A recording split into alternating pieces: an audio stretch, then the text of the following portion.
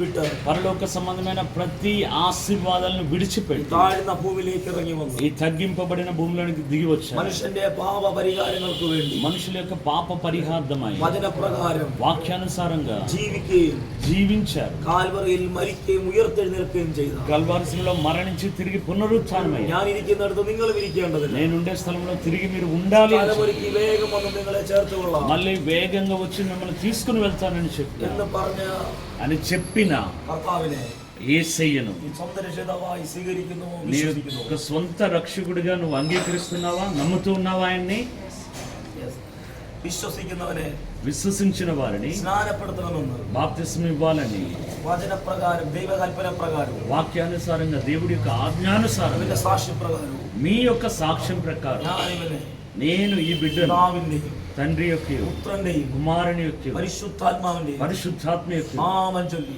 నామాన్ని ప్రకటిస్తూ സ്നാനക്കൊളുത്ത് ഞാൻ സ്നാനം ചെയ്യും. బాప్తిస్మం ఇస్తూ ఉన్నాను. నీళ్ళను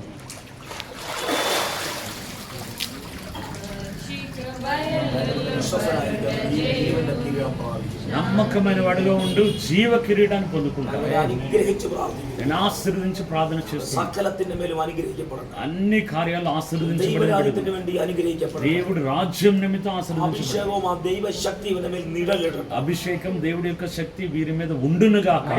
സഭകൾക്ക് അനുഗ്രഹമാകട്ടെ. సంఘానికి ఆశీర్వాదకరంగా ఉండునుగా. അനുഗ്രഹമാകട്ടെ. పట్టణానికి ఆశీర్వాదకరంగా ఉండును. അനുഗ്രഹിക്കുന്നു, ఆశీర్వదిస్తూ ఉన్నా యేసు నామమున. ఆమేన్, ఆమేన్. పచ్చిక బయలులు బరుండజేయును, శాంతి జలము చెంత నడిపించును.